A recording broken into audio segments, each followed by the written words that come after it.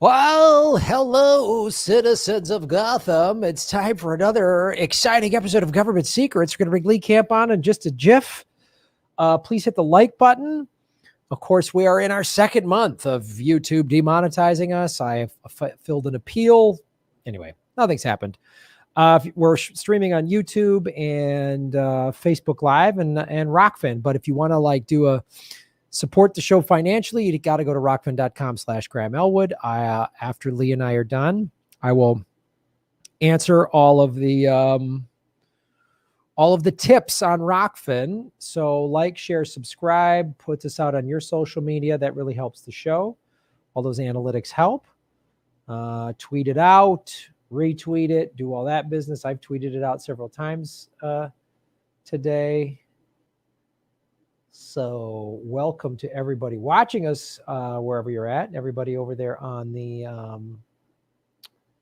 Rockfin, hit the like button, and hit the like button on Rockfin. Hit it on all of the algorithms. Not a word, but I just said it. And thank you to Kate, our moderator. Let's bring Lee Camp on the program, everyone. Hello, Lee. Hey, man, how's it going? It's going great, buddy. We're just living large in the dystopian future, which is actually today. I can tell, but the festive nature of your shirt is making up for it. I was like, you know what this dystopian life needs right now? It needs a festive shirt. Absolutely. It eases everything. You can ease into dystopia like it's a warm bath, if you have a festive shirt on. Sorry if I both seem out of sorts and if there's a bit of an echo or something, but I have just moved into a new place. There's boxes everywhere. It's chaos. So doing the best I can. Well, congratulations on the move, or I don't know, maybe the government forced you to move. I don't know what the circumstances of this are, Ali, but thoughts and prayers. I moved a full 3 blocks, so I'm pretty excited. Moving on up in the world. So how did you do? Did you just I hope the other place is just downhill and you can just kind of slide the boxes down the street? Is that? Yeah, I only moved downhill, which gets increasingly difficult to keep finding places lower than before. That's our tip for today, guys. Always move downhill. Absolutely. It also means you always end up in basement apartments. You're just putting everything on your skateboards and just shoving it down the street. Right? Yep. I don't skateboard, but I own 35 skateboards just for the moves. Just for these yearly downhill moves that you do. Every year you move downhill.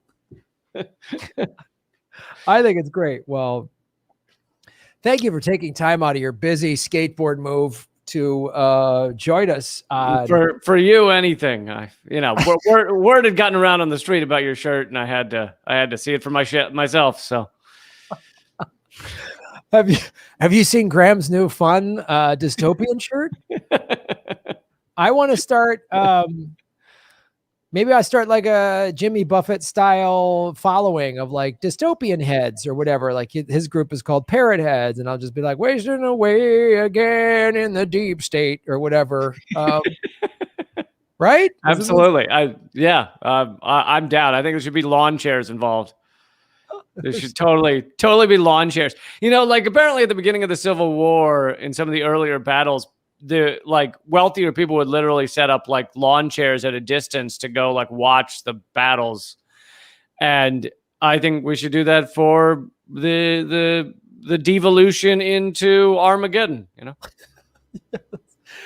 That's not psychotic at all, to go watch a war like it's a sporting event. Just hear people get shot and killed and be now we do it on television, right? The beginning of the Iraq War, they showed the bombs dropping. The latest Syria bombing, they show remember Brian Williams, the beauty of their weapons? Yeah. I'm guided by the beauty of our weaponry. Oh, Brian, you lawn chair watching psychopath. This is exciting times. I think we need lawn chairs and fancy shirts for the collapse of the American empire. Yes, we do. I would suggest getting a good safe distance away from this collapse. Well, basement apartments will deal with the bombs better, I feel like. Yeah. And an arsenal of skateboards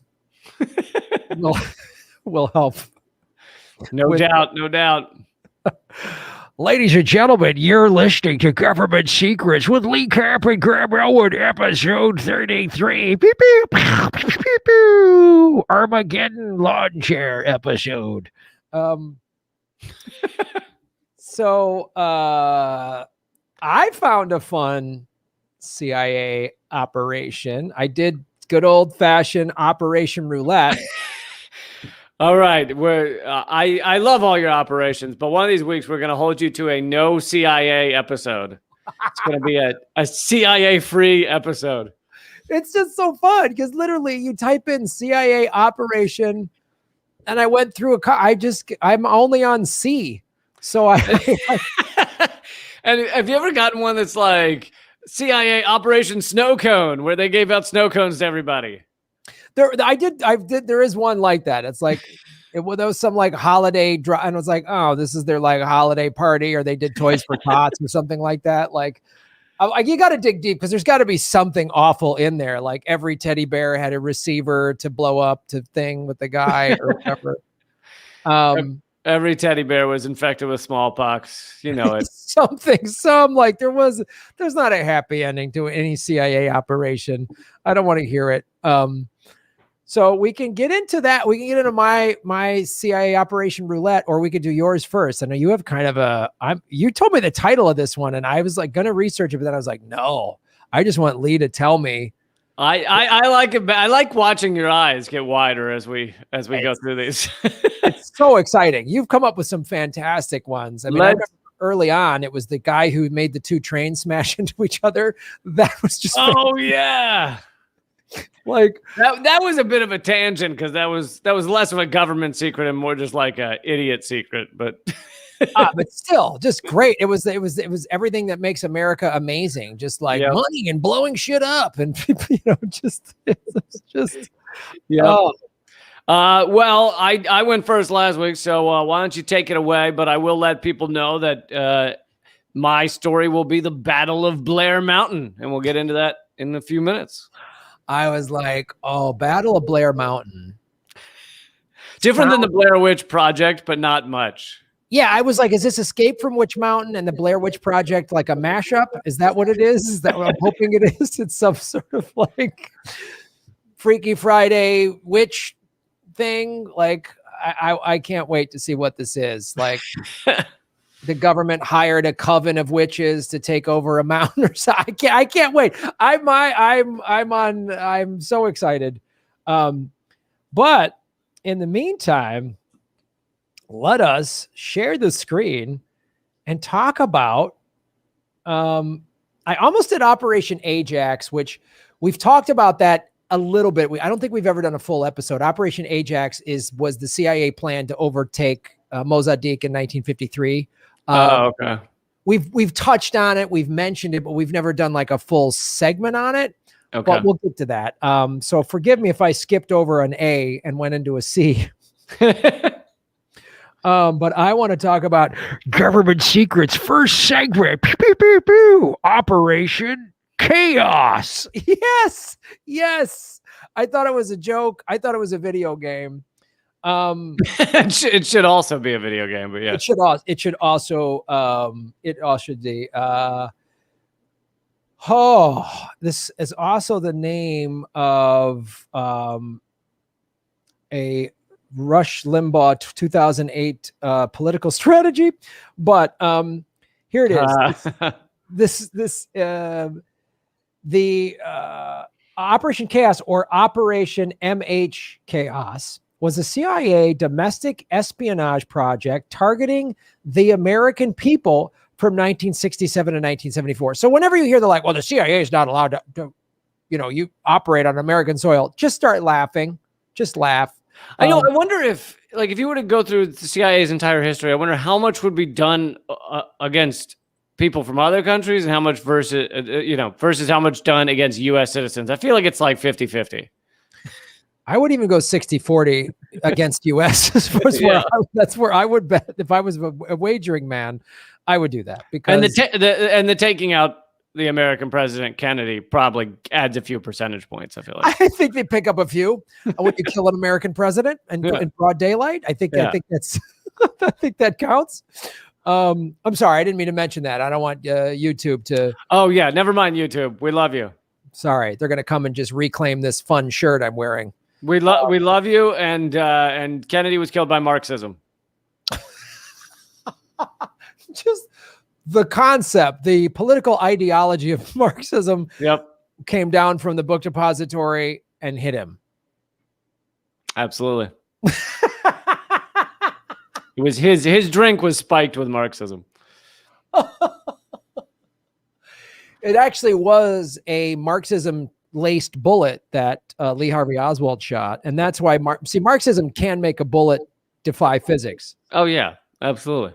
So we know this because the CIA said it. Because it's got the power of sharing in it.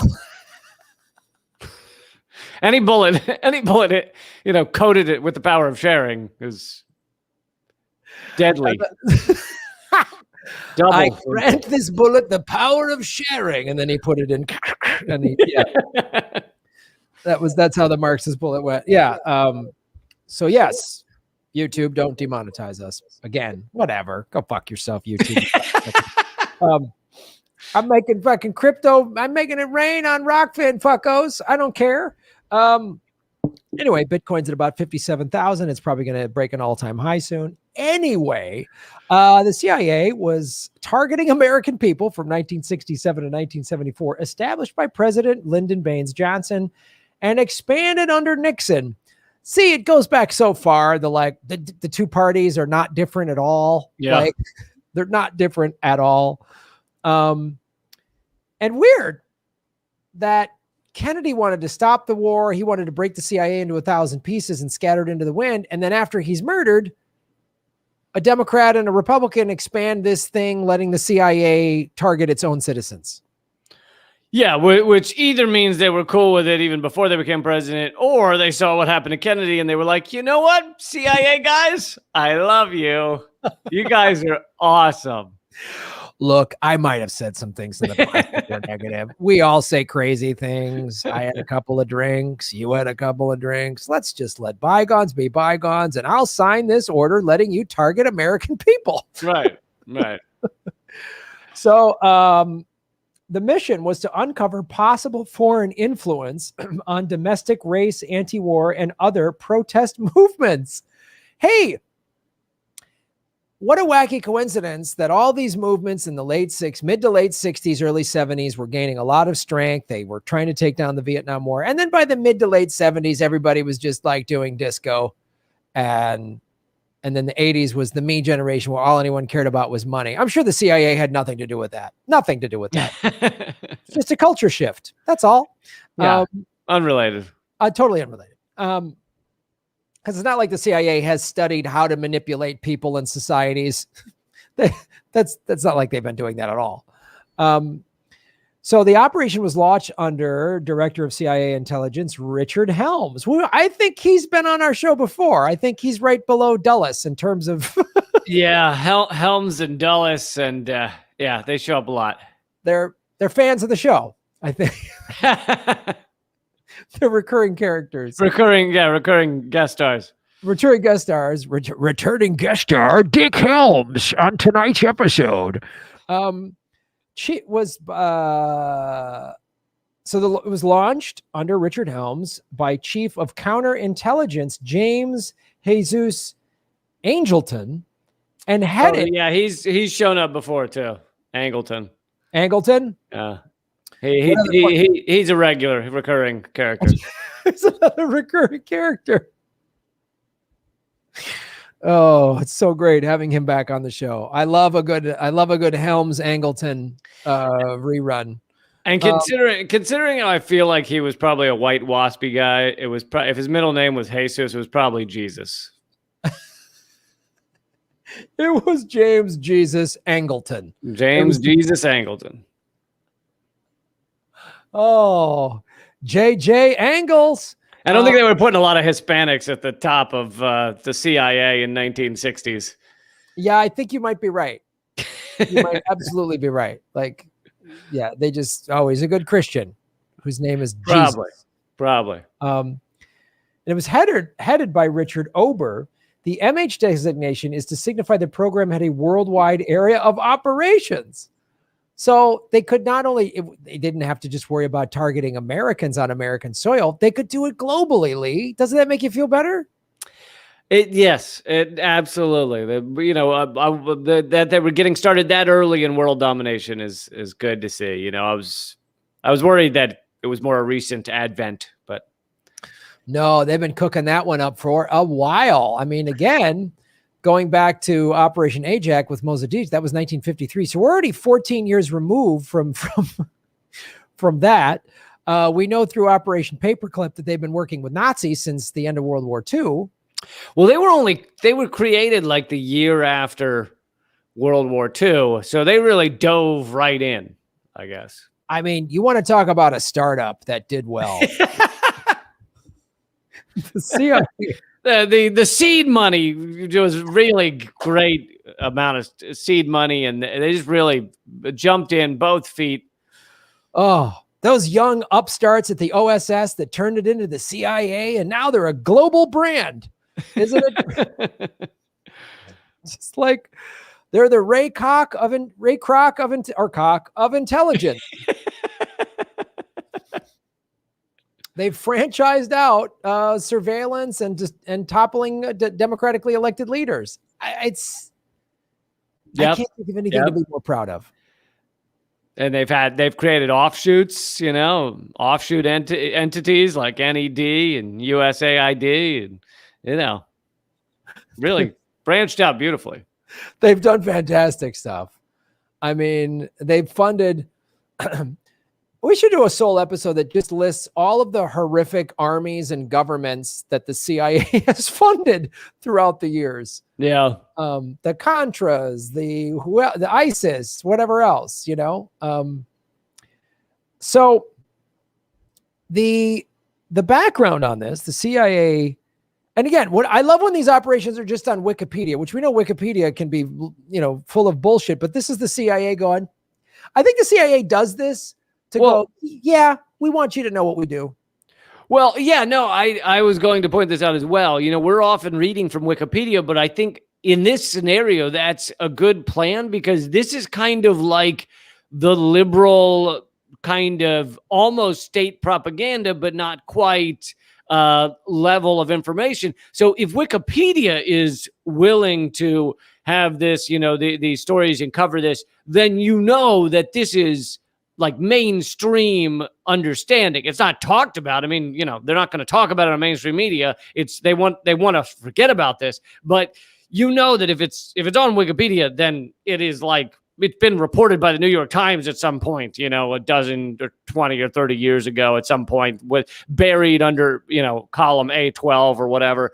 But because I'm in the next story, I'm also going to get a lot of information from Wikipedia. And it's not that I think Wikipedia is reliable. It's that I think it is the liberal kind of like diluted version. But if you're getting this from that, then this is we're not reading from some guy's blog or something. Right. Yeah. That this is the official statement that they've put out. Right. So it's like, I read your official statement on Wikipedia and I know it's awful. So it says two things to me. One, there's probably more awful shit in there that isn't uncovered on Wikipedia, obviously, because like you say, it's just neoliberal nonsense. But also, and sometimes we get into that stuff that's would never be on Wikipedia, like the stuff from William Pepper, the lawyer William Pepper, who revealed what happened to Martin Luther King, how he was killed. And so we definitely would get deeper at times, but for certain like surface level stuff, talking about an operation or things like that, we're giving the accepted kind of liberal worldview, but these things have been buried, which is why we call it government secrets. These things have been ignored or forgotten, or they don't want to talk about them. Yeah, it's like it's that kind of like Freedom of Information Act kind of stuff where they'll just dump 30,000 documents and go, well, see, we're being transparent. Like, Right. hey, it's on Wikipedia, but no one's going to cover this. They're not going to do a deep dive. Rachel Maddow's not going to do a 3 weeks talking about this. No one's going to go, this is awful. They started this in the 60s, so they're still doing it today. No one's going to say that. You and I are. That's what this show's all about. But I wonder, too, how much of this, putting this on Wikipedia, is part of the CIA going, yeah, you sure you want to fuck with us? Like, this is just sort of like mob guys, like, wow, yeah, your buddy fell down a flight of stairs and landed on a shotgun. Like, it just feels like there's just an air of threat to it. Well, I think what you could be touching on is what some people think is a ongoing strategy by the CIA, which is the phrase limited hangout. And it was coined accidentally by like Nixon or something in some of those tapes that were revealed. And it comes from the expression "let it all hang out." And so they were discussing, well, what we'll do is we'll not let it all hang out. We'll have a limited hangout. We'll reveal enough of the information that people think they've learned the truth, but we're not going to give them the deeper, darker truth. For example, we're not going to tell them that we arranged Kennedy's murder or that we were, willing and connected to MLK's murder. So there are many people out there that you would say basically that Wikipedia is a limited hangout. It is a revelation by the CIA and the deep state of some of their operations, some of what they've been involved in, but it's not going to have what's happening today. It's not going to have all of the top secret shit they're working on right now. It's going to have the stuff from 20 years ago because they are no longer as worried about people finding out about what happened 20 years ago as they are about what they're involved in right now.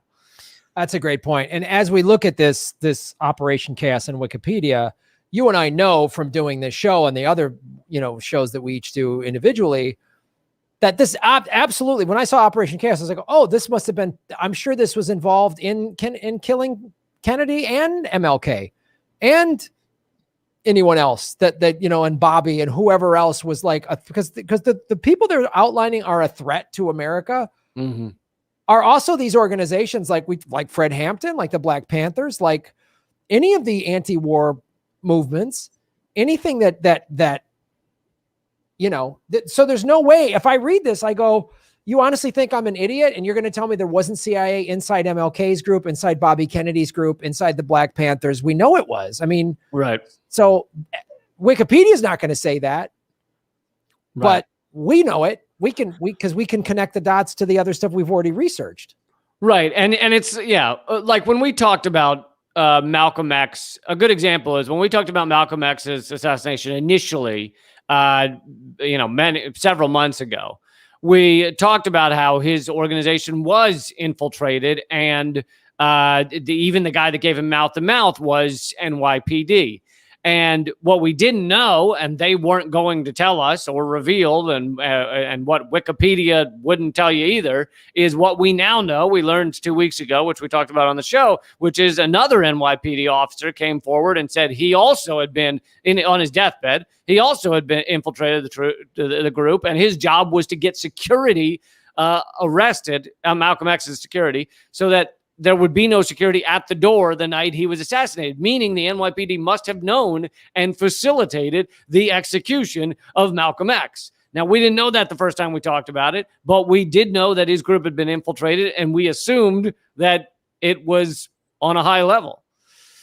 Yep. And I mean, obviously, like you say, they don't want you to know about what they're doing at the time. It's okay to find out later, like, oh, the guy that was the FBI informant for Fred Hampton, we didn't know about him till recently, and he killed himself in the 80s because he couldn't live with himself.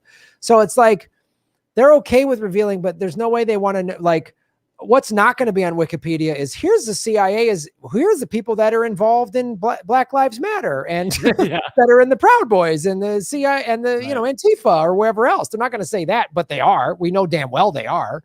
Like, there's no way. And these are all the CIA people in quote indie media.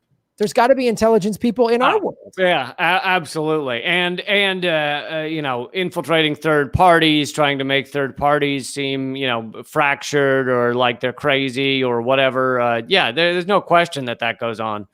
But yeah, so it's kind of a limited hangout historically. It's like, we'll give you most of what went down 40, 60 years ago. But we're not going to give you this past 10 years, Yeah.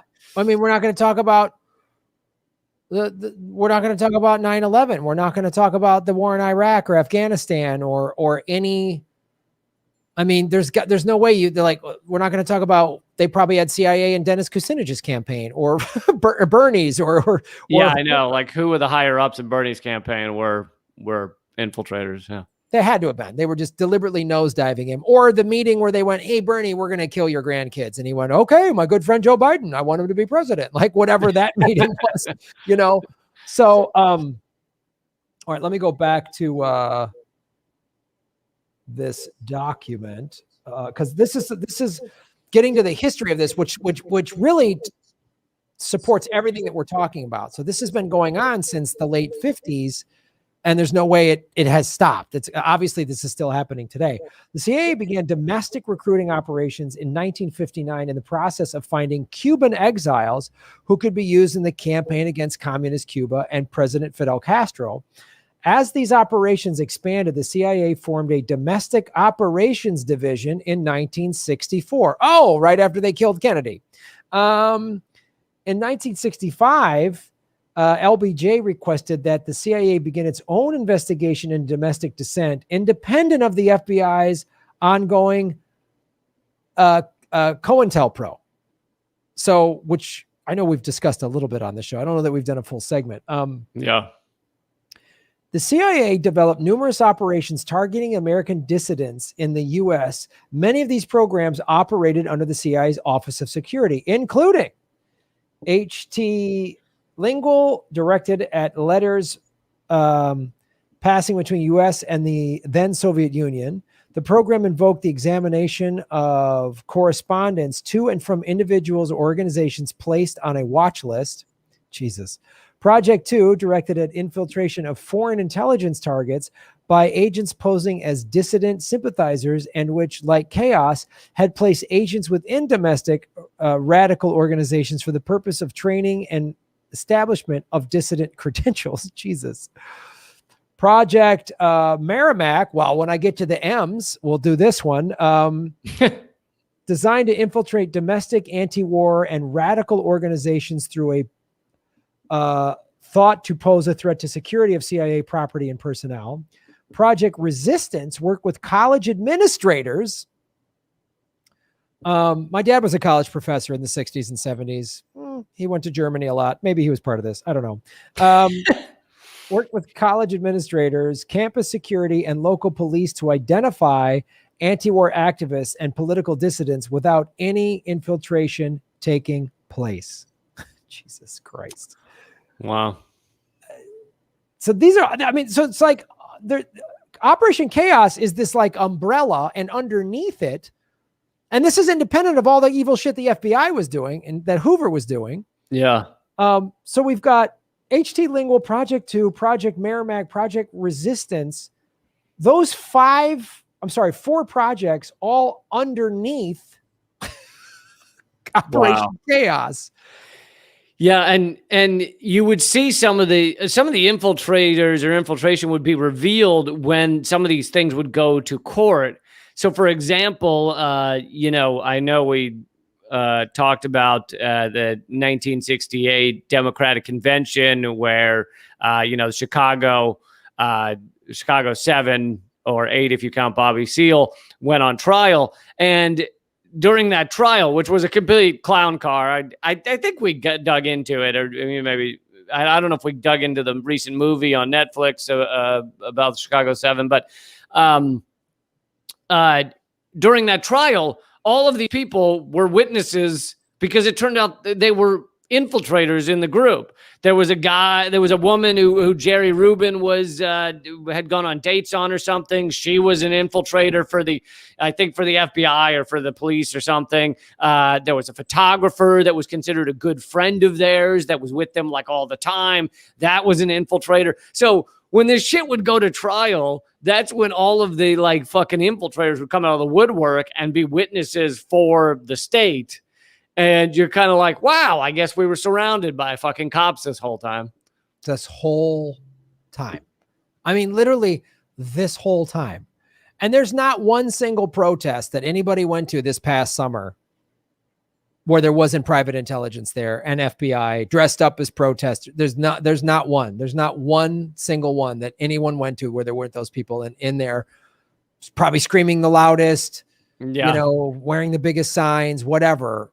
Yeah, and there's different, as we're referencing, there's different kind of levels of this going on. So there's the to me, rather obvious plainclothes police. I remember at Occupy, there'd be guys, like you could tell the people that were there because they cared about the cause. And then there'd be like a few guys who were like ripped with like t-shirts that look like they were about to bust off them and like crew cuts. And they're like, man, I'm just here for the environment. And I'm like, I don't think you are. I think it's something else.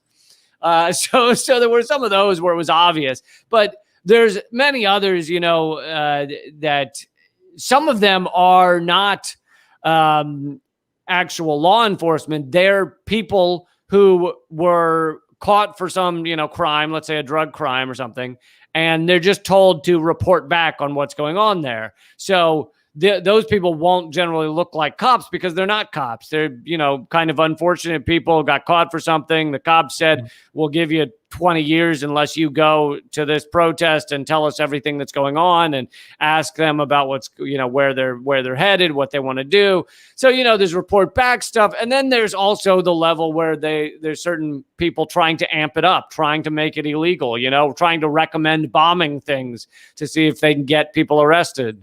Right. Yeah. Yeah. And that's a big tactic that they've used. And then you've got all the private intelligence people like J-Trig and whatnot, working to do a lot of this. I mean, I've seen J-Trig in my live chat before. They're just trying to disrupt the live chat, so. And Tiger Swan, which I swear was the name of a dojo. Strike first, strike hard, Tiger Swan. Yeah, Tiger Swan, of course, as we know, was hired to go after water protectors at Standing Rock. This is under the Obama administration. Wasn't he great? Yep. Well, there's a couple more, and then we'll move on to your thing. Yep. So this is the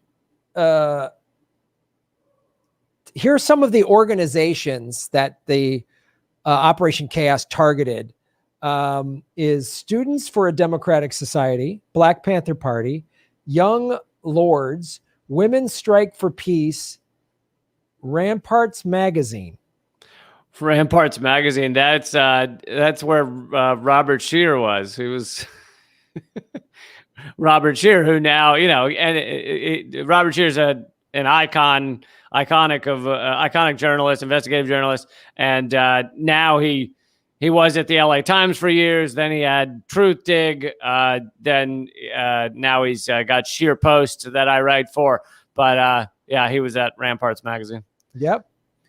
So when Nixon came to office in '69, existing domestic surveillance activities were consolidated into Operation Chaos. Operation Chaos first used CIA stations abroad to report on anti-war activities of U.S. citizens traveling abroad, employing methods such as physical surveillance and electronic eavesdropping. Utilizing liaison services and maintaining such surveillance, the operations were later expanded to include 60 officers. In 1969, following the expansion, the operation began developing its own network of informants for the purposes of infiltrating various foreign anti-war groups located in foreign countries that might have ties to domestic groups. Eventually, the CIA officers expanded the program to include other leftist and countercultural groups with no discernible connection to Vietnam. So just anybody. Yeah. Groups operating within the women's liberation movement, which is insane. And I think there's some evidence I've seen a lot of evidence, and we should maybe dedicate a whole segment on this to Gloria Steinem was a CIA op. No, it's not. It's not evidence. There's an interview where she says it. Really? It's not. Yeah, it's not a theory. She's in it. You can look it up on YouTube and just look up Steinem CIA. She was asked about being in the CIA, and she says, "Yeah, I was in the CIA, or I was working with the CIA, and I found, I'd heard all these awful things about the CIA, but I found that they were just hardworking men and women who cared about America," or something like that. But so it's not. Yeah, Steinem it's not a theory about her being in the CIA. She has said it in interviews. Oh, fantastic. Well, that's an upcoming government secret for sure. The domestic spying of Operation Chaos also targeted the Israeli embassy and domestic Jewish groups such as B'nai B'rith in order to gather intelligence on the embassy. B'nai B'rith. B'nai B'rith, sorry. The CIA. God, Graham, you're so not Jewy. L'chaim.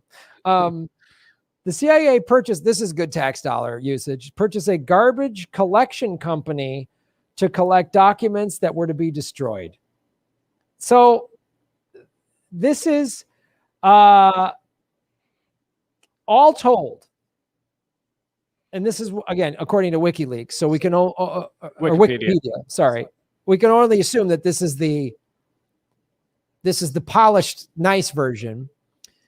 Operation Chaos contained files on 7,200 Americans, so just add a zero, and a computer index totaling 300,000 civilians and approximately 1,000 groups. Jesus Christ. So makes you feel proud again, right? Yeah, I mean, it goes back to like the CIA doesn't just overthrow other countries; they overthrew America. They took over the United States. No, they've completely. That's a great way to put it. They've completely overthrown this country because we don't have a representative democracy. You can't have labor groups or anti-war groups. They've infiltrated and overthrown. That's why this country is so propagandized. That's why, like, I'll post on Facebook that why is Joe Biden bombing Syria when he hasn't given us our $1,400 left? And then some like so-called liberal comedian that I know is like, oh, Graham, Biden had to respond, or he wrote like Biden responded to a thing and there I fixed it for you. And I'm just like, oh, so you're defending war. When the Democrats bomb poor people in the Middle East, you defend it. And this country's been so propagandized. Yeah. That's my favorite is pathetic, double-digit IQ comedians who decide that their moral quest is going to be to attack me for actually standing up for the innocent people we're obliterating or something. Yeah, and they always seem to support war, and you're just like, don't call yourself a liberal. Just say you're what are you, just a pro-choice warmonger? What are you then? Like, I mean, but we're now it's adults bombing, so it's all better. It is. It's all, what was it? Jank tweeted the Biden's speech. Was it today or yesterday? Biden gave a speech and Jank tweeted, "The speech is so boring. God, it's wonderful. He really is the polar opposite of Donald Trump." And you're like, that's the fact the speech is boring is the fucking problem. That we are killing people around the globe. Much of the foreign policy has hardly changed from Biden to Trump or Trump to Biden, and yet the speech was boring. Who gives a shit? Like that, it's easier for them to get away with their fucking crimes if the speeches are boring than if Trump's pissing people off. Yeah. And it's like, and you see like Cenk, I wouldn't be surprised. Cenk it's got to be controlled opposition. I mean, I don't know if he's smart enough to work at the CIA. But someone responded to his tweet saying that, oh, the speech is boring. Look how great Biden is. With their response was Tell me that you take millions of dollars of Clinton super donor cash without telling me. Yeah, I know. It's so preposterous. Like these people have been so. I don't even think you got to work for the CIA. Yeah, you just take Clinton donor money and then just they know this person will easily fall for Trump derangement syndrome. So, like, look how effective Trump was. You know, and I think that's why they really wanted to get rid of Trump. Not because he was always evil or whatever, because he's doing the same evil shit that everyone's done. He just was getting way too many people to wake up. They're watching Biden's boring speech and sellouts like Chenko. Oh, thank God he's so boring. And they're like, yep, go back to sleep. Old man Biden's talking. Who cares if he's bombing people and not giving you your money? And oh, the stimulus plan is going to help working people. Well, you guys just got rid of $15 an hour minimum wage, so not really. Like a tax break for a year for your kids isn't enough. It's yeah, Trump. I mean, yeah, the ruling elite largely hated Donald Trump because he was a terrible CEO of America Inc. He said the quiet part loud. He made, like you said, he woke everybody up accidentally because he's too megalomaniacal, too corrupt, too narcissistic, and too dumb to realize that he could get away with the American empire and get away with far more crime if nobody's talking about what the president's saying. So yeah, it was a disaster kind of for the ruling elite, but I guess we've gone into that before, but so that's yeah. Well, I was just gonna say I don't want to run out of time for this one, so I was gonna jump into Government Secret Segment 2: Escape from Blair Witch Mountain.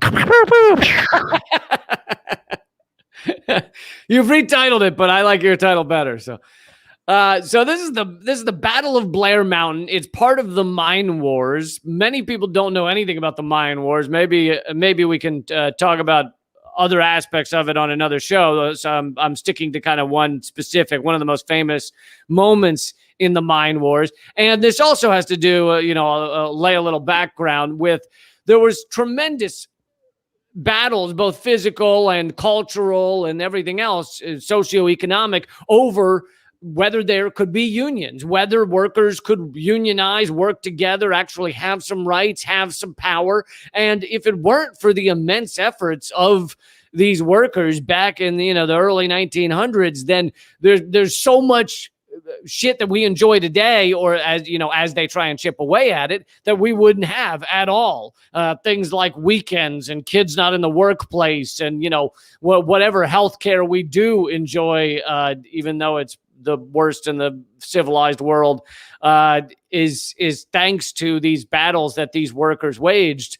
And the right to unionize, although corporations have found ways around that and, been able to gut unions down to about 7% of the workforce, which is why you see the American worker is more exploited than, perhaps ever, or at least in many generations. But so this year is the 100th anniversary. We got another anniversary, the 100th anniversary of the Battle of Blair Mountain. It was the largest labor uprising in U.S. history and the largest armed uprising in America since the Civil War. The conflict occurred in Logan County, West Virginia, as part of the Coal Wars, a series of early 20th century labor disputes in Appalachia. And by the way, I am reading from Wikipedia, same reason we've just spent a few minutes discussing that. I think that if you're getting this from the kind of standard empire newspaper, Wikipedia, then you know this is no secret. It's just secretive because they don't talk about it anymore. They don't teach it in history class. They don't want kids learning about it. Yeah, this is the first I've heard of it. Quite honest, is this show, you saying it right now, is the first I've heard about the largest labor uprising in America. Yeah. And it should be, I never learned about it in school either, and it should be mandatory. This should be our history lessons in, sixth grade or whatever. But so in May 1920, over 3,000 Mingo County miners joined the union. And back then, many corporations and companies would just fire everyone for joining a union.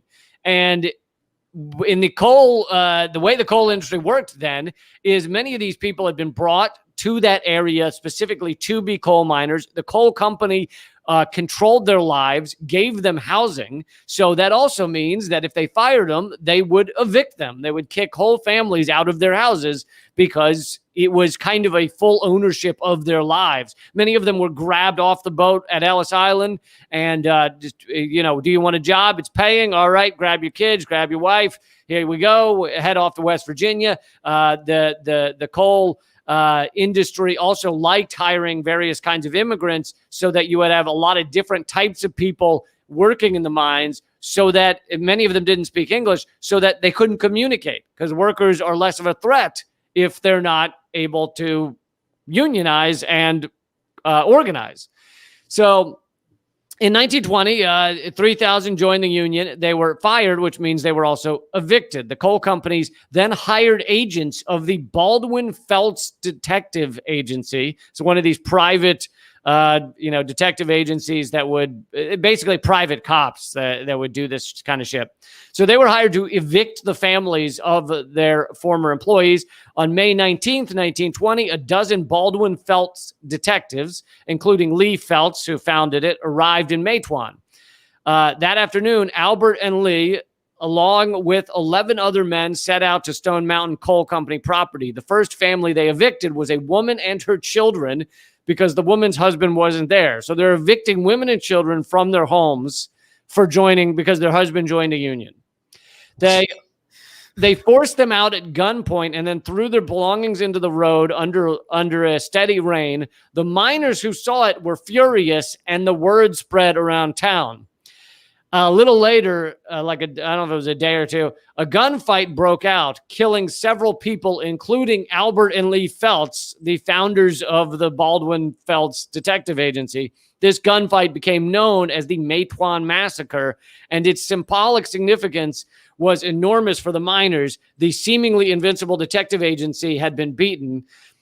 Chief Sid Hatfield, who was in the firefight, became an immediate legend and hero to the miners. But then when he was headed to the courthouse for a later trial on related charges, he was unarmed. He was flanked by his wife and his friends. A group of Baldwin Felts agents standing at the top of the stairs of the courthouse opened fire on Sid Hatfield and his friends. Hatfield was killed instantly. So basically, this private detective agency just murdered these people because they were upset about what had happened earlier. The miners, angry that Hatfield had been murdered and knowing the assassins would escape punishment, began to take up arms and pour out of their mountain settlements to, develop a kind of militia. The fiery Bill Blizzard assumed quasi-leadership of the miners. Meanwhile, the anti-union sheriff was named Sheriff Chafin. He had begun to set up defenses on Blair Mountain. He was supported financially by the Logan County Coal Operators Association. So they're funding the sheriff to basically go to war with the miners. And it created the nation's largest private armed force of 2,000 people. And this is where you get the federal government involved. President Warren Harding threatened to send in federal troops and Army Martin B-1 bombers to suppress the miners. So he was threatening to bomb U.S. citizens in order to stop the miners. By August 29th, the battle was fully joined. Chafin's men, though outnumbered, had the advantage of higher positions and better weaponry. Private planes, this is where it really gets fucking insane. Private planes, this is 1920. This is pretty early. And private planes were hired to drop homemade bombs on the miners. A combination of poison gas and explosive bombs left over from World War I were dropped in several locations near the towns of Jeffrey, Sharples, and Blair. On orders from General Billy Mitchell, Army bombers from Maryland were also used for aerial surveillance. So the U.S. Army was helping the coal barons to drop bombs on miners. It's Wow. So is that maybe the first time the American government has bombed its own citizens? Or So I was looking this up. I know that in one of these mine wars, it is I think the only documented time of the U.S. Army. Now, I think there might be other times where it's happened, but the U.S. Army dropping bombs in America on U.S. citizens. Because I know there's other bombings like the Move bombing, but I think that might have been police or something. So anyway, so I was trying to look up whether this is the one that's referring to, but it's possible they might be differentiating that the Army bombers were only used for surveillance and it was the private planes used for dropping bombs. But anyway. Wow. So I just have a little more here. Colonel William Eubanks of the West Virginia National Guard came to command the government and volunteer forces. So this is, I mean, if you think about it, and this is what Wikipedia is not telling you. So here's where you get past the kind of liberal view of it, is that this is the U.S. government, the U.S. military, the National Guard, working with coal barons, which is the corporate, rulers, corporate titans of assholery in this country. So this is corporations aligned with the U.S. military, like doing the bidding, the U.S. military doing the bidding of corporate America. I mean, it is, and it really shows that corporations own the government in that sense. I mean, if they are able to use the U.S. military to attack U.S. citizens, then it is a corporate government. It is coal barons owning the military of the U.S. government. And it always has been that way. Really, honestly, this America has always been a corporation with an army.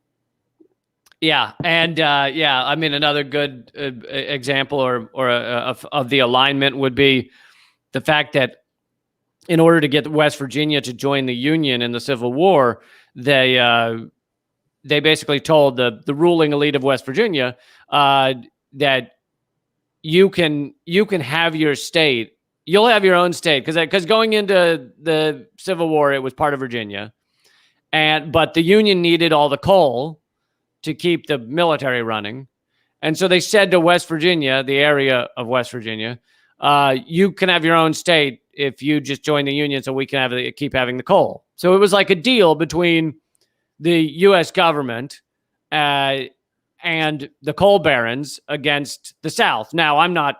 I'm glad the Confederacy lost. I'm not defending them, but I'm saying this is the alignment of corporate interests and the U.S. government. Right, and it wasn't about like, oh, slavery is so wrong. It was just like, well, we need coal money, so right. we'll cut off this part of Virginia, and you guys just play ball. Just so, oh God.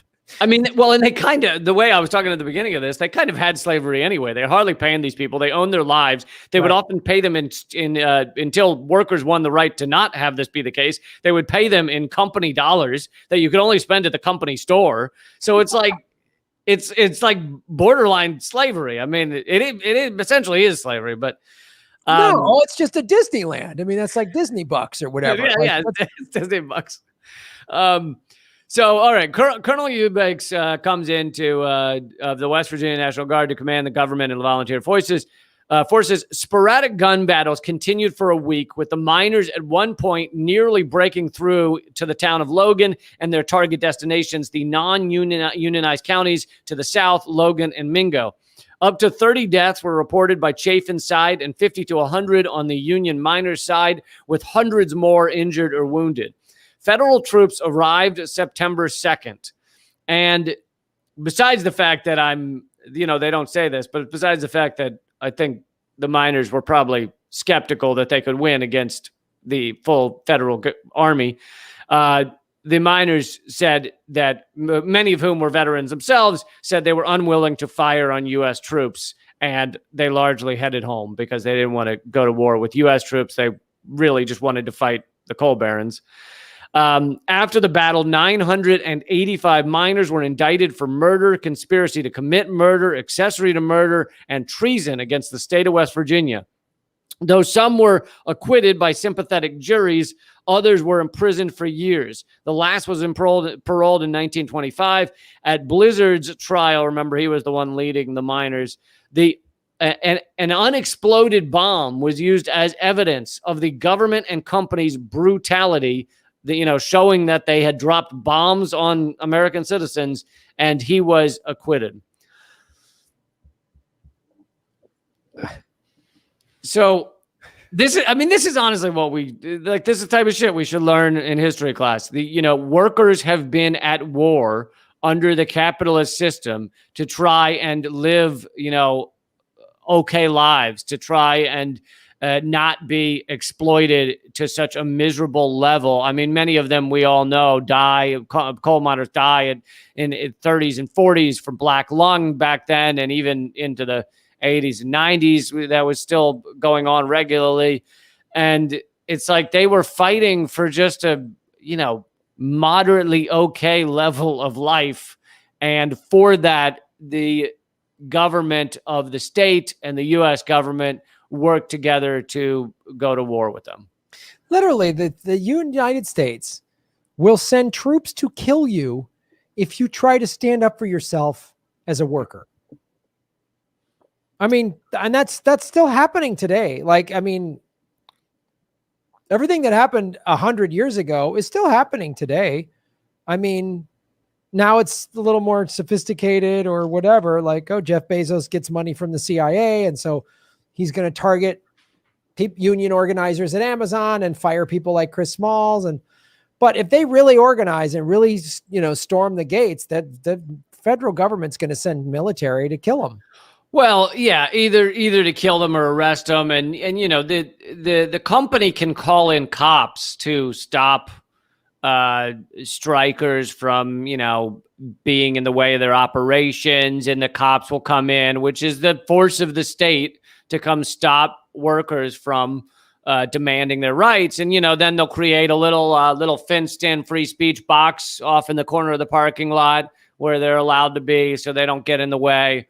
You're nothing like being inside a tiny little cage that's called the free speech zone, to show you how many rights you have, how free you are to stand up and demand your rights. But yeah, you're right. I mean, in general, corporations have gotten more sophisticated about all this shit. They wouldn't generally shoot people anymore because they know that type of shit goes viral and it hurts their brand. They were less worried about shit going viral back then because, if there was one photo of the shit that went down that whole month, you'd be surprised. So yeah, but nowadays they're more sophisticated. They know how to crush unions in very complex way. They fill it with infiltrators. It's going on right now against Amazon in Alabama, right? And they've done so many things to try and make sure that Amazon won't be unionized. Oh yeah, and they're targeted attacks, people getting followed, smear campaigns. I mean, they do all of it now. Because again, it's like you say, sending, their private cops to go shoot people, that's not good for their brand.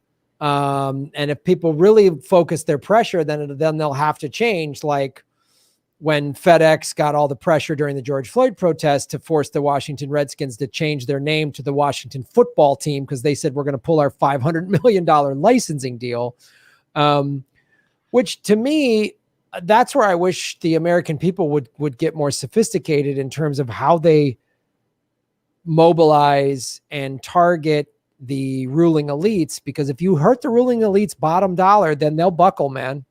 And they know how to infiltrate, divide, distract, and keep people afraid in these traditional senses, as we talked about in the last segment, Operation Chaos. And we talked about there's private intelligence, and the FBI have infiltrated. I'm sure they've infiltrated these union movements against Amazon and everywhere else, these labor movements today. Oh yeah, absolutely. Many of these unions are infiltrated. That doesn't mean, I'm not saying people should stop being in unions. I'm just saying it's something to be aware of.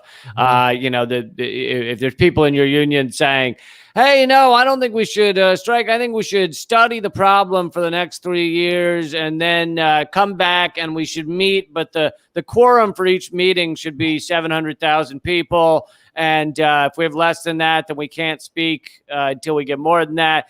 Just things to slow down, muddy it up. We'll have a panel of a committee of a group of a hearing that decides if maybe possibly.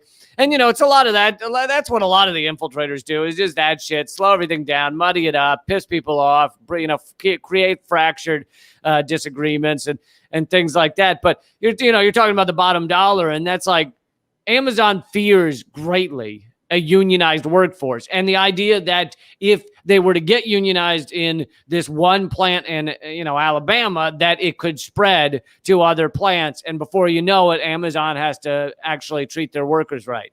And so they're terrified of that. What they're not really worried of is the kind of liberal garbage of, we don't like that Amazon hasn't tweeted out an image that says Black Lives Matter. So we're demanding you sign a petition. And if we get 100,000 people, we're going to send that petition to Amazon. And that's going to hurt their feelings.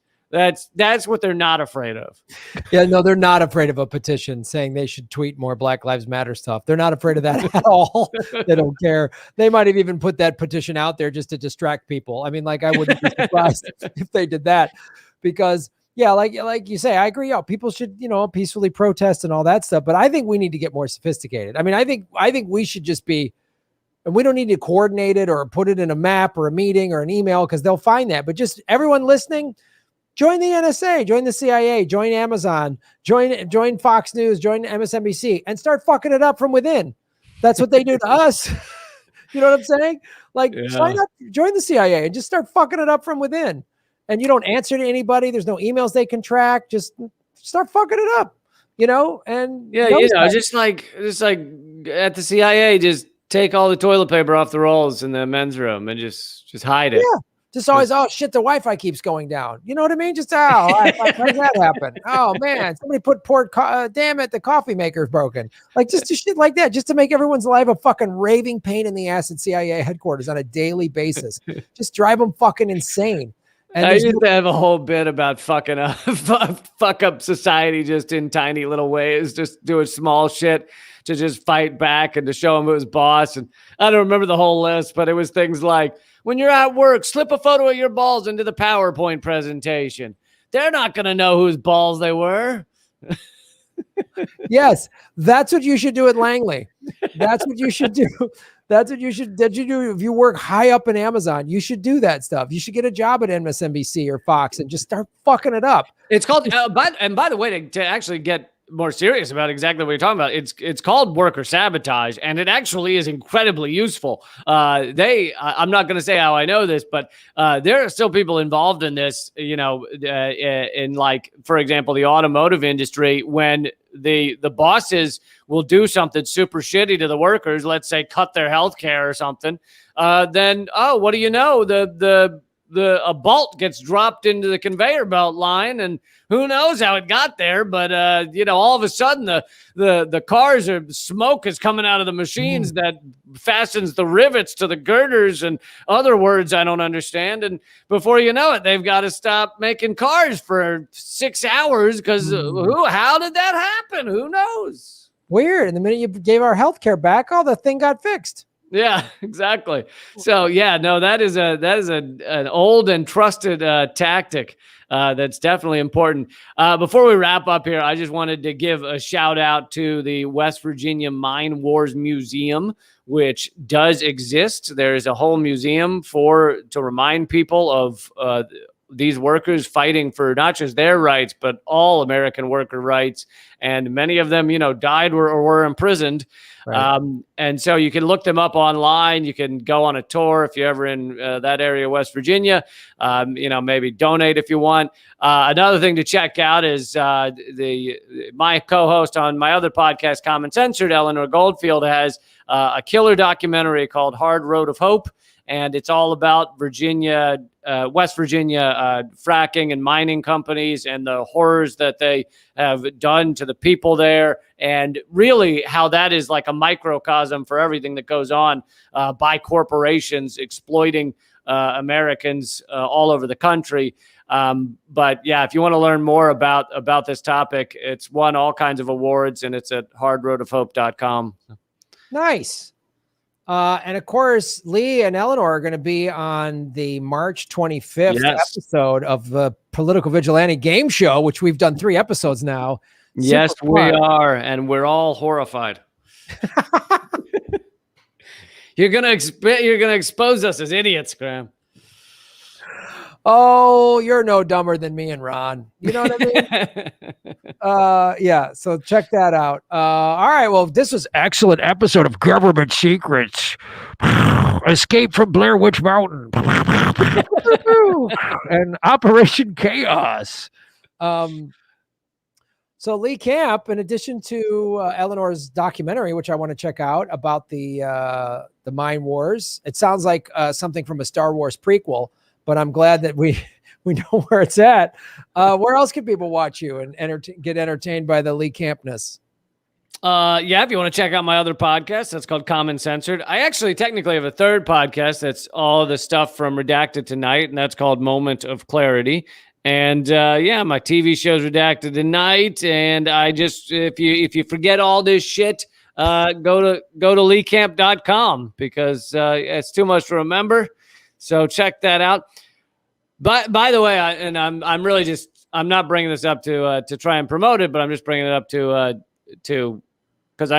since we're this month has been a month of leaving the corporate platforms like YouTube for the alternatives like Rockfin.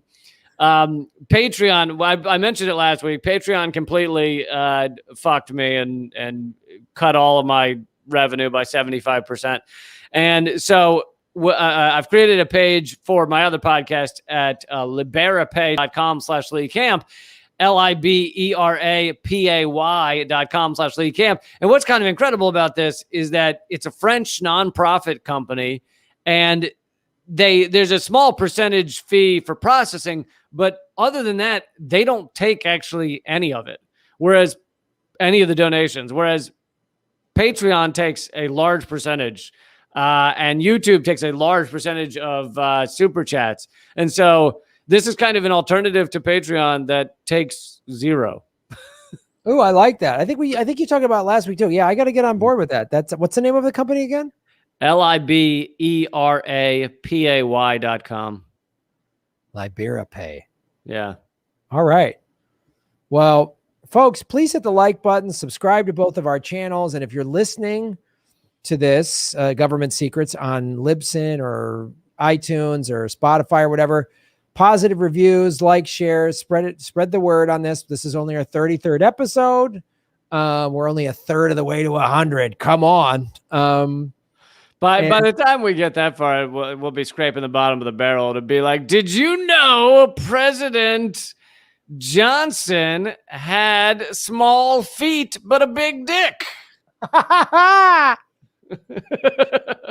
And he never told anybody about his socks. Like about the feet. He kept the feet a great secret. But loved swinging his big dick around. That was that. Apparently that's true. He would literally throw it out on the desk, Jesus in meetings. Well, that's one way to govern. I mean, that will end an argument, I guess. Maybe not in the way you had hoped. I want this bill passed. Zip, bump. All right. Okay, President Johnson. Literally. Get it? Yeah. So I've, of course, been demonetized by the good people at the CIA and YouTube. So check out everything I'm doing and support the show. I have a Patreon, patreon.com/Graham Elwood. Although Whitney Webb said Patreon just took her down. So I'm a little worried about Patreon. Really? So yeah. maybe my decrease was not an accident. I don't think so. It seems like no. In fact, I'm going to have Whitney on the show, my show, Political Vigilante, next week to talk about it. Because they gave her some jive ass you violated the terms of, blah, blah, blah, deep state, Coventry or whatever.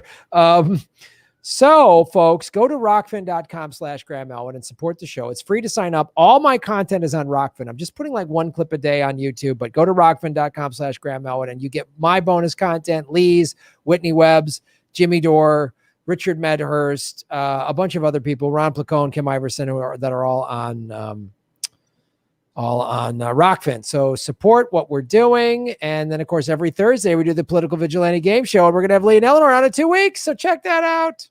Damn straight. Yes. I think that's it. Is that our show? That's the show. That's our show. Government Secrets ending. 33rd episode in the books. Like Lyndon Johnson's dick. You don't have to go home, but you can't stay here. Get out.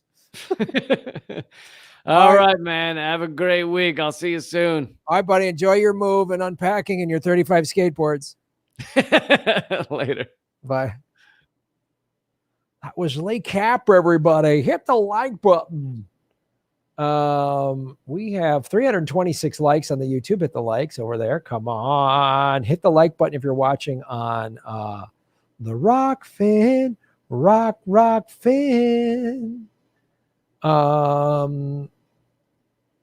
Let me read the. Thank you, everybody. We're in deep shit. Jim, Amanda, Aram, Jamenta, everybody watching over on the Rockfin. Let me read all of the tips. It's a great way to support the show. Alex Talk. What's up, Alex Talk? Shave your knuckles for justice. Thank you for supporting us on Rockfin. I appreciate it.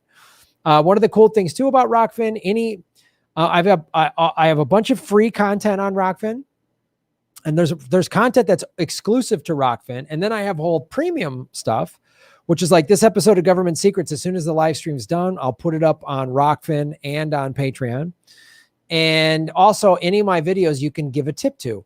So there's a lot of cool stuff on there. The game show's on there. The Graham Goes to Russia documentary is on Rockfin and Patreon. They're in 2 parts.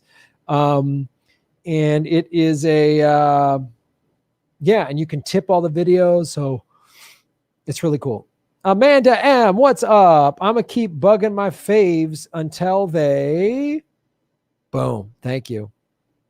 Amir, what's up, Amir? Thank you so much for supporting the show. Great episode. Please do Ajax at some point. Still wanting to go to war with Iran till today. All right. Yeah, we'll do the whole Ajax one. I realize we've only kind of talked about it. We haven't done a full segment on Operation Ajax, but I will. Frank Schmeiser. Frank, thank you so much, dude. Shave your knuckles for justice. You burp, burp, burp, burp, burp, burp, burp.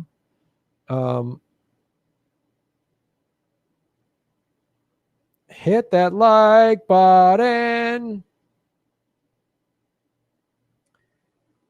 365 likes. Let's get it over 400. Let's get it over 400. We're going to have Whitney Webb on the show, I think, Tuesday. I've also been in contact with Justin Jackson. So we're going to have him on the show. We're just figuring out a time.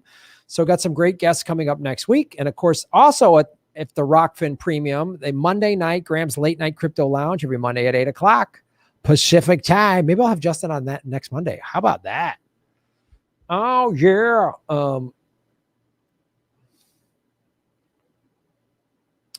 Boycott Amazon and Victoria's Secret. You got that right.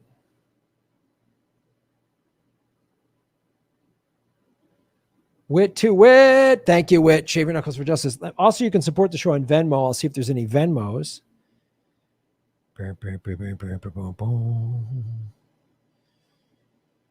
Oh.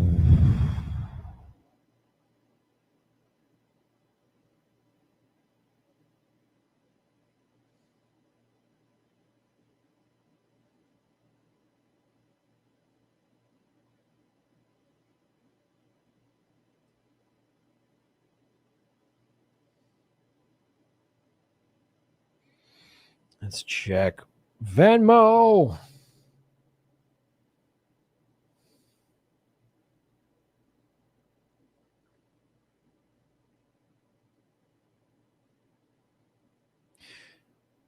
Joe Quinjet, thank you so much for supporting us on the Venmo. My Venmo link is in the scroll below.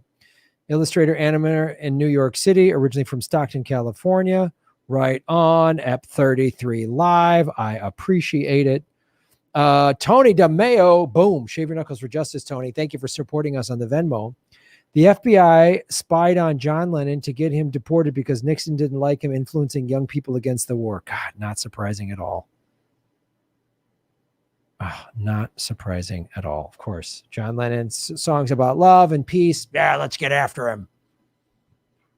Let's get him. I don't like him spreading that peace message. We're a bunch of warmongering psychos. All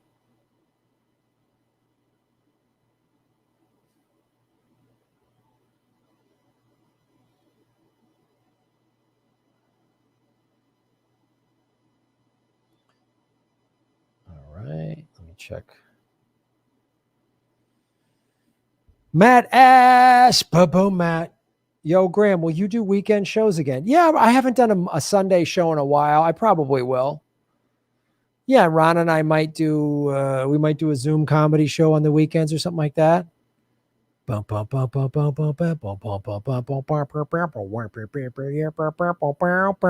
a lot of factors. I've started to do this thing on Thursdays, the game show, which is super fun. And then Lee's schedule really kind of determines when we do government secrets, usually either on Friday or Monday. So it kind of shakes it up. Humanity. Also, he was bad for the drug business, singing about withdrawal. Oh, wow. Good point. Humanity. Good to see you. Good to see you. Hit the like button, even on Rockfin. A whiskey and a t-shirt and an old suitcase. What's up, Sailor Man?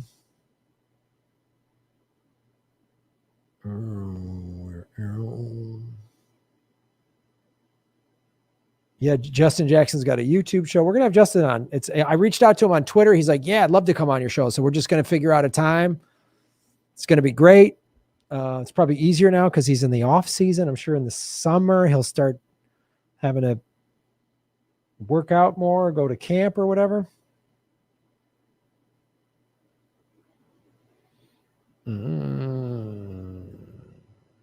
Yeah, peace is bad for bomb sales. Yep, you got that right.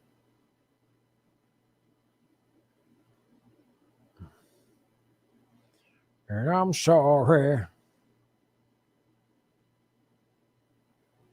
John Lennon, Cold Turkey. John Lennon, Mother. Good songs.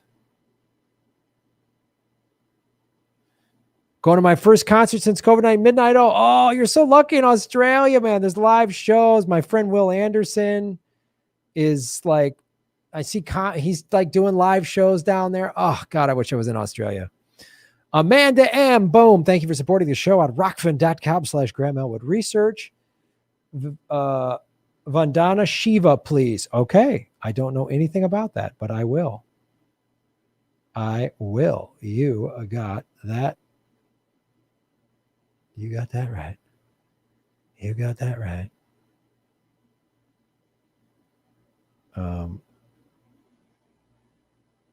How can we dance when the world is burning?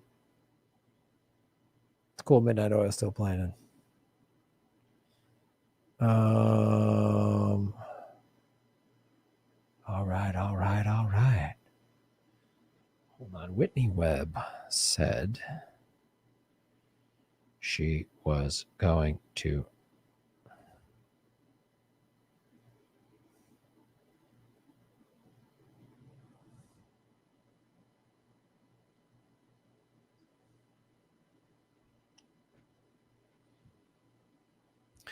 You guys, if you want to give me about 5-10 minutes, I can come back and do a segment. You guys want a segment?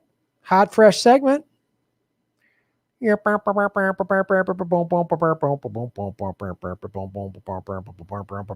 hot, fresh segment? Yeah, I don't want to just end the show. I don't want to sing. I got a little more time here. Let's do a segment. Vandana Shiva is a person, Graham. She saves organic seeds. Okay. Jimmy Dorsto starting right now. All right, well then maybe I'll split. All right, I'll just give me 10 minutes. I'll do a segment and then I'll go so you can all watch Jimmy. I'll be right back.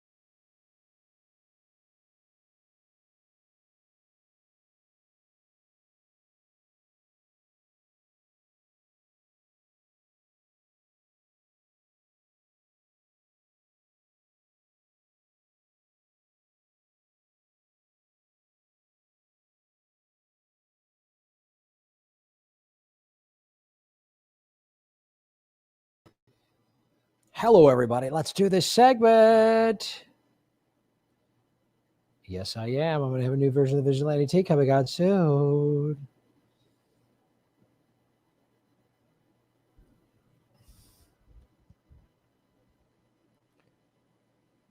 Hello, everybody. My name is Graham Elwood, and you are watching the Political Vigilante.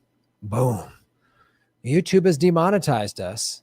So I'm only putting like one clip a day on YouTube. If you're watching this on YouTube, there's a bunch more clips over on rockfin.com/Graham Elwood. The link is in the scroll below because Rockfin doesn't censor us. And I get paid in cryptocurrency over there. And it's blockchain. They're not some big monolith owned by Google that works with the CIA. So if you're watching this on YouTube, hit the like button, make sure you're subscribed, and then go sign up on Rockfin, which is free. Bunch of free contents on Rockfin. There's no ads on Rockfin. And then there's a premium level at $10 a month if you want to support us there. We talk a lot about unions and labor on this show. I'm not a liberal. I'm a anti-war, pro-labor socialist. Oh, socialist. That means I'm part of Stalin's communist. No, it's not what socialism means. It just means helping labor. So what has happened this last year of the pandemic? And I'm going to talk about unions defeated a right to work bill in Montana, a very, very red state. And I want to go into some other states where they've tried to pass this right to work kind of shit. And it was successful in a lot of red states. And people are starting to wise up to this fact, because what happened in this pandemic, people realized how, like, what an essential worker really is. It's not a billionaire. It's not a CEO. It's not Jeff Bezos. It's not Elon Musk. It's the person that delivers your groceries. It's the person that unloads the truck at the grocery store. It's the frontline healthcare worker, right? It's the person, it's the delivery person. It's the Uber driver. That's who a frontline worker is, working in the Amazon warehouse, working at Walmart. These are essential workers. Because nobody cares if CEOs can't work. All CEOs do is extract wealth and screw people over. So right to work is a thing that the capitalists have come up decades ago to make people think, oh, unions get in the way. Are unions perfect? No, they're not perfect. I'm in a union. I'm in the Screen Actors Guild. It's called SAG-AFTRA now. But unions are way better. So what right to work does is it says you don't have to join a union. It's a way the capitalists, the right to work, and it's a marketing term, right to work. Like unions don't want you to work, so non-union means you have the right to work. No, they just want to stick it to you. Anytime owners, management, the billionaire ruling class can pay you less and not have to pay you benefits, they're going to do it. They're going to do it. People are wising up. They're wising up. Because we're all seeing, wait a minute now. We had empty shelves this past year. We had a lot of stuff that was like, wait a minute, maybe these people are essential, right? And both parties don't care about you. Donald Trump didn't care about essential workers. Biden doesn't. I mean, he's passing this bill, but they couldn't put $15 an hour in there. It's going to have needed stimulus relief, which we need. There's going to be bigger tax breaks for people that, parents of children. Okay, great. Money for the states, but it's not like changing people's lives the way $15 an hour would change people's lives. Free healthcare, which Biden could give us by the stroke of a pen through executive order, could change people's lives. But people are wising up, and that's why I say politics are local. You got to fight on a local level. Expecting some president to ride in on a white horse and and make everything better, even if they could, you got to do it on a local level. So that's what they did in Montana. How unions defeated a right to work bill in deep red Montana. I got this off of The Intercept. The Intercept has definitely gotten very neoliberally in the last couple of years. They went after Jimmy Dore when his forced to vote. People are dying every day because they don't have health insurance. Jimmy wanted to stop that, along with many other people, Justin Jackson, Cornel West. But The Intercept does carry water for the Democratic establishment way more than they used to. Glenn Greenwald has had to leave there. But every once in a while, they do some decent work. So Montana is the first state where Republicans control the legislature and governorship that has failed to pass right to work laws. This is significant. And they've always tried to, it's another way they keep us divided, is like, oh, unions, that's a Democrat issue. No, that's a working person's issue. You should be in favor of unions. If you were, and I had people email me all this past year, Graham, I work in a grocery store, I work in a food packing place, and I'm like, we need a union. My teacher, we're not allowed to have unions at my school. I'm a teacher, whatever. Form a union, the hell with it. Try to pass laws like this. If they can do it in the reddest of red states, Montana, red legislature, Republican legislature, Republican governor, they got this passed. Because you make it a labor issue, not a red state, blue state issue, because that's what we're in right now. We're in class warfare. Now, the ruling class uses both political parties and the corporate media, including Fox and ABC and MSNBC, to spew bullshit to keep us divided. Oh, unions are bad. Well, the Green New Deal. How are we going to pay for Medicare for all? The same way we pay for all the wars. So they want us to think that this is like red state, blue state. That's why these dipshit Republicans voted against the stimulus bill, to make it seem, I don't know what. But they want us to keep us divided, distracted, and afraid. So that's why this is significant. This is a big win. What makes it more surprising is that the bill had the support of the state's governor and legislative leaders, as well as unspecified level of support from the Koch-backed dark money group Americans for Prosperity. So they just had the deck stacked, and they still lost. They still lost. Oh, suck it, Koch brothers. Oh, wait, brother, one of you died. Thoughts and prayers. A rich billionaire asshole whose grandfather was a Nazi died. That breaks my heart. You would think there's no way this is when, get out of that, like, it'll never thinking. Get out of that thinking, because there's examples of this throughout history. The Berlin Wall's never coming down. Gandhi's never going to unite. You're never going to get India out of control of the British Empire. That's never. Okay. Keep saying never. Since the twofold combination of the Citizens United decision and the decision by Charles Koch to dramatically ramp up his political activity, Labor has been dealt a string of legislative defeats at the state level. Right? So Citizens United, horrific. Charles Koch, soulless maggot. And these people have more money than they know what to do with. So everybody getting union wages is not going to hurt Charles Koch. It's not going to take away his helicopters and his jets and his yachts. It's not going to take that away. That's how psychotic these people are. No. You could literally make people's lives better. Jeff Bezos, Elon Musk could make thousands, millions of people's lives better by just giving them $15 an hour minimum wage. Could make millions of Americans' lives better. Republican Americans, Democrat Americans, Libertarian Americans, Independent Americans, Green Party Americans. So when you vote against $15 an hour, when you vote against pro-labor laws, you're voting against yourself. And these rich assholes could still live the most pampered, spoiled, rich person lives ever. Right? They could still live the most pampered, just opulent lives ever, and give people better. They could do that. And it wouldn't cut into their. But they lost. You lost in Montana, Koch brother.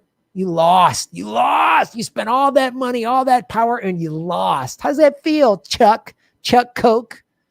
Ha. You lost. You sucker. You soulless, vapid piece of shit. You're not going to heaven. You're not going to heaven.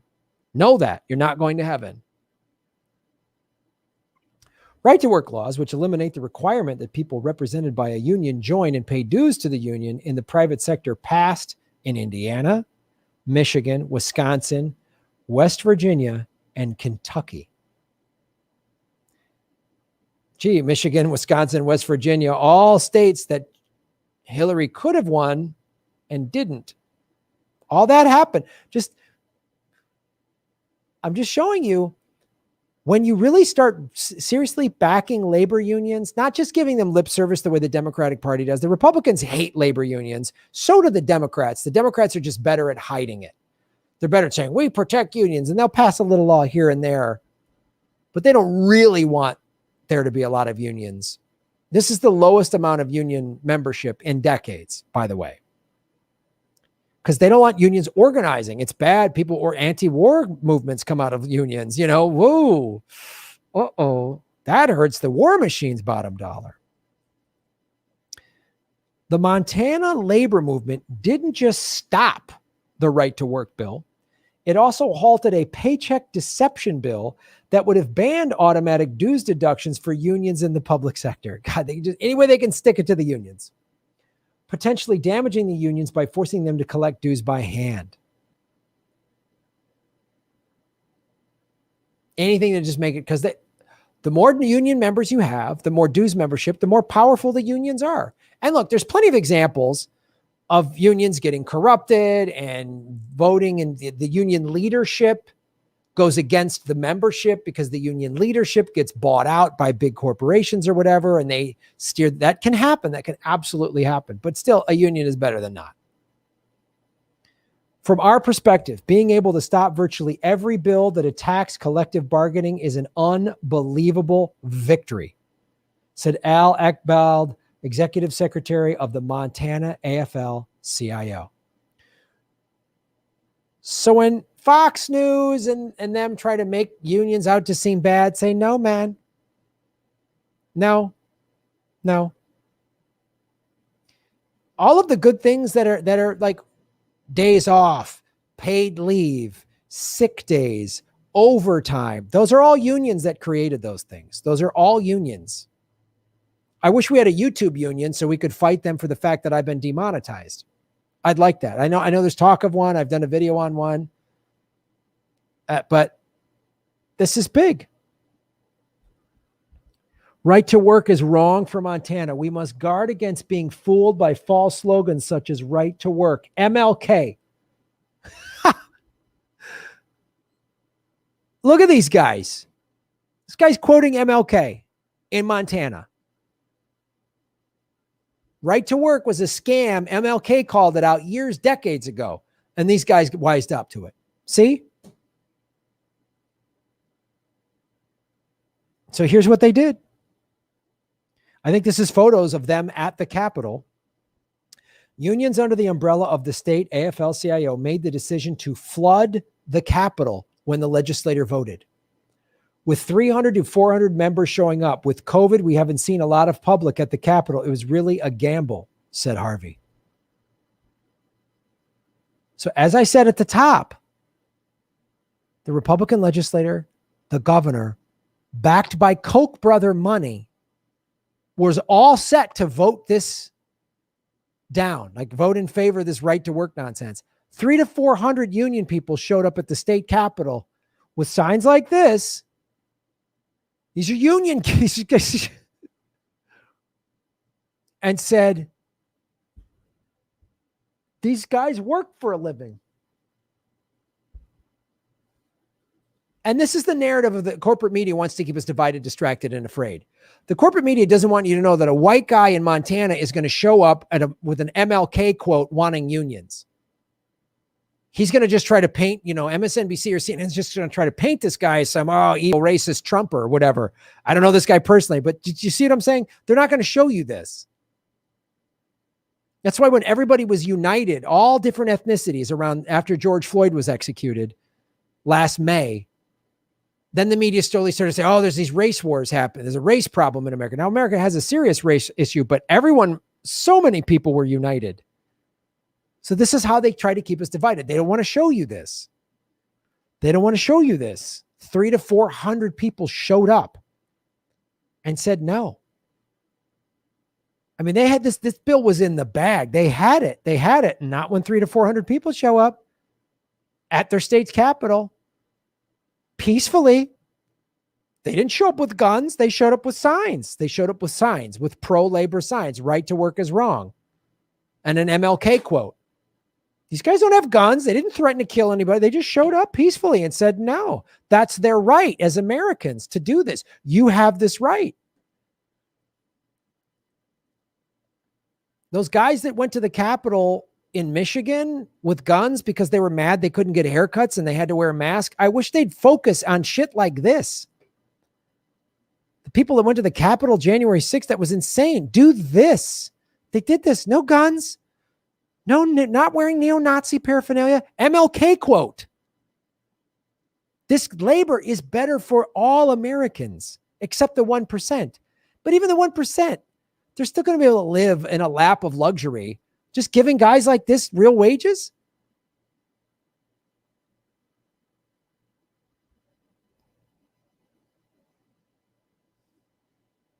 So it's doable. You could do this in your state. And don't sit there and go, our state's too red. They did it in Montana. They can do it where you live.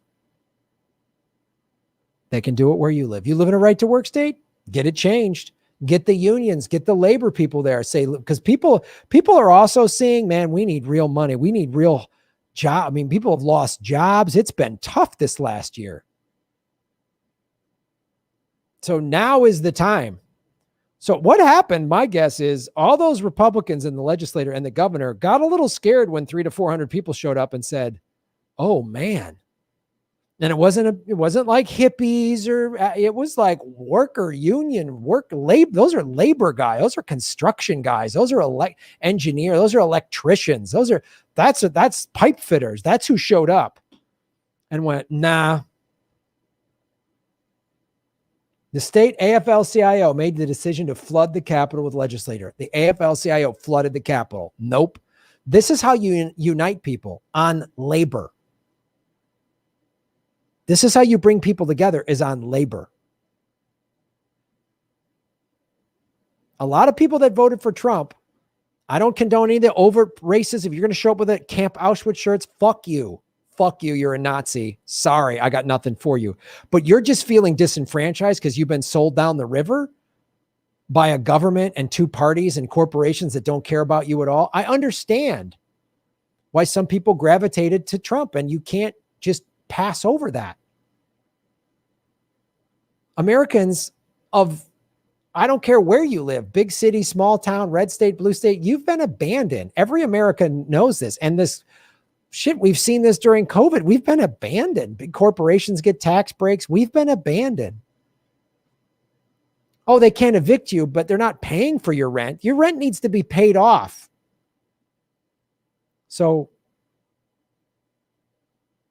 I know I'm connecting a lot of issues here, but you connect everybody on labor. That's how you unify this country. And that's how you defeat the ruling class. That's how you defeat people like the Koch brothers, Charles Koch. Thanks for watching the show, everybody. Follow the money, connect the dots, get the truth, and support a union. And get union laws in your state, just like Montana did. If Montana can do it, you can do it. Thanks for watching the show. Shave your knuckles for justice. Ba-boom.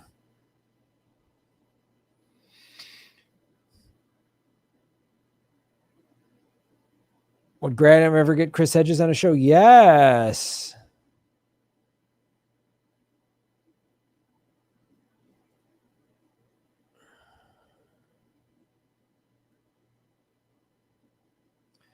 Scott Johnson, Shave Your Knuckles for Justice. Thank you for supporting the show at rockfin.com, Scott. John Stowell, thanks for the extra segment. You got it, Johnny. Shake it, brother. Shake it and shave it. Chip Walter, love you, Graham. Thanks for the amazing content. Thank you, Chip. Shave Your Knuckles for Justice. I really appreciate it.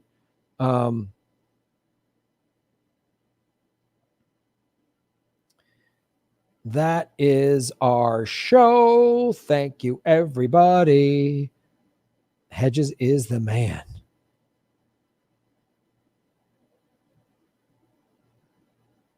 All right. I've been talking a lot.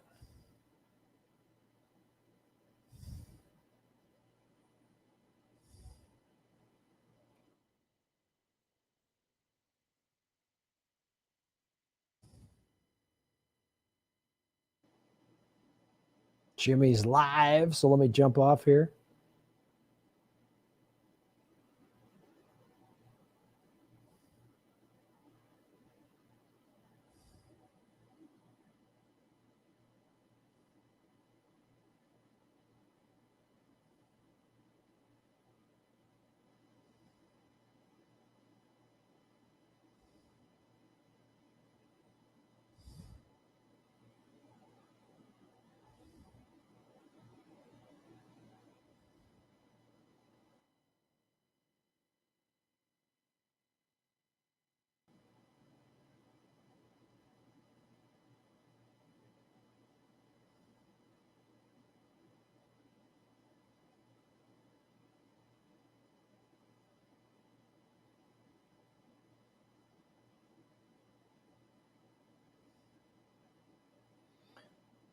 Let's do this.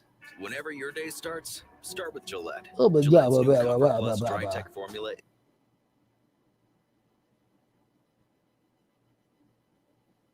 As Shatner.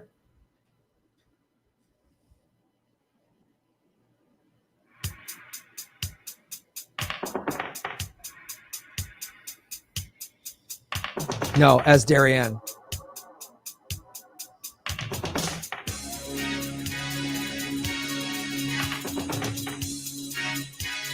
Hey guys, Darianne here. Thoughts and songs. Some party in 1999. Like I was, I think, like 6 years old. So I really wanted to sing this because like there's so much weirdness going on, and we need to sing and talk about parties. Oh my god. So it's so fun.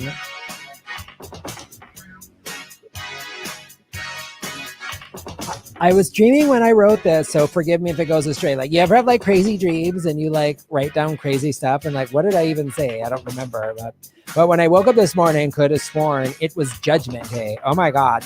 We don't want to judge or shame you guys, but thoughts and acceptance. But the sky was all purple. There were people running everywhere like crazy, trying to run from the destruction. You know, I didn't like even care, like not even today. I don't need it. Because they say 2000 party over. Oops, out of time. Oh my God. So tonight I'm going to party like it's 1999. Oh my God. I remember my parents were like totally freaking out at like Y2K. Everyone was going bananas. So like, I was dreaming when I wrote this, so sue me if it goes too fast. Like, oh my God, don't call a lawyer. That's so weird. Like, lawyers are all like, oh, they talking that weird word stuff. Like, oh my God. I'm not shaming them, but like, guys, thoughts are normal words. You know what I mean? Woe is all around us, my mind says something else. So if I gotta die, I'm gonna listen to my body tonight. And they say, yeah, 2000 party over. Oops, out of time. It's like, I remember New Year's Eve, like Ryan and I, that's when we met. And like, we kissed at midnight and it was like amazing. And I was like, let's leave, but not like that. Like, oh my God, I'm not that kind of a girl, you guys. Oh my God. But like, I'm also not some prude. Like, he's hot. Anyway. So, don't bother knocking on my door. Got that right.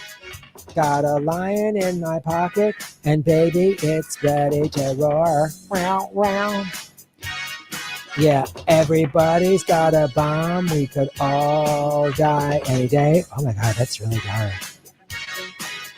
But before I let that happen, I'll dance my life away. Dance party. Oh my God, I miss dancing, you guys. I can't wait for COVID to be over so we can dance. We should have like a COVID-19 party dance. Ooh, ooh, we're running out of time. So tonight we're gonna party like it's 1999. We should party like 2019, right? Like that was the last time we all like partied, was New Year's Eve 2019. And then it's, oh my God, COVID showed up. Oh my God, we're gonna party. Gonna party like it's 1990. But if you like staying home, guys, we're not shaming reading like thoughts and books, you guys. You say it 1999.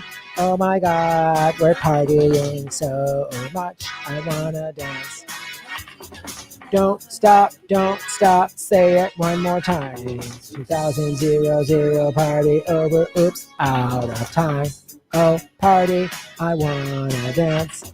I'm gonna party like it's 1999. Oh my God, New Year's 2009. I was like just out of high school, I think. Oh my God, my friend, I was dating this guy who worked at an AutoZone, and we like partied in the back of an AutoZone. It was the craziest thing. Like, oh my God, windshield wipers and stuff, like whatever. Like, thoughts in AutoZones, you guys. It was so fun. Oh my God. Everybody say party, come on. We say party. Ooh, ooh, boo, boo, boo. That's right, can't run from the revelation. Oh wow, now sing it for your nation. Yeah, all.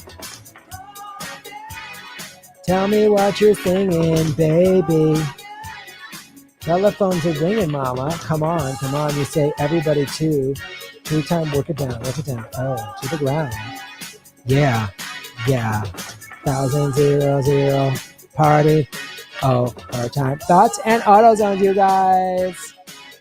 They say the same words over and over like a dance party song.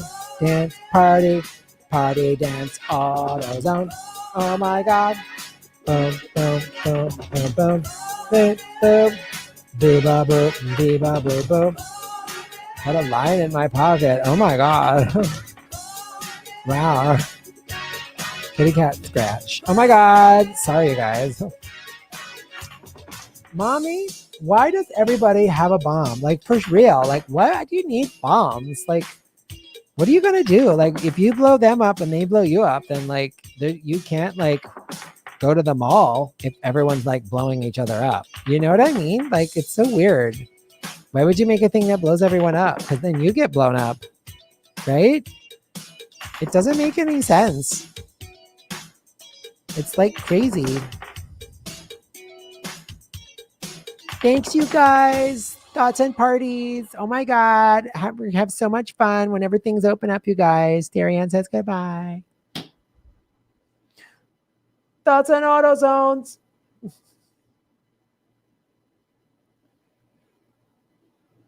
That's our show, ladies and gentlemen. Near attendant is a neoliberal valley-girl. That is hilarious.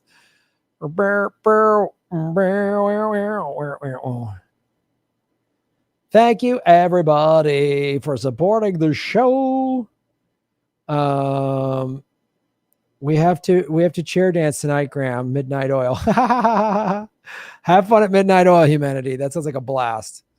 Thank you so much, everybody. I'm glad you had fun. Enjoy the rest of the Jimmy Dore Show. And I will be back Monday. I might interview Whitney, or I think Monday afternoon I'll interview Justin Jackson, and then Monday night do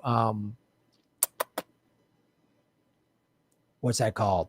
Graham's Late Night Crypto Lounge. So if you're not a premium member, go to rockfin.com/Graham Elwood to sign up. Shave your knuckles for justice. Boom, boom, boom, boom, boom.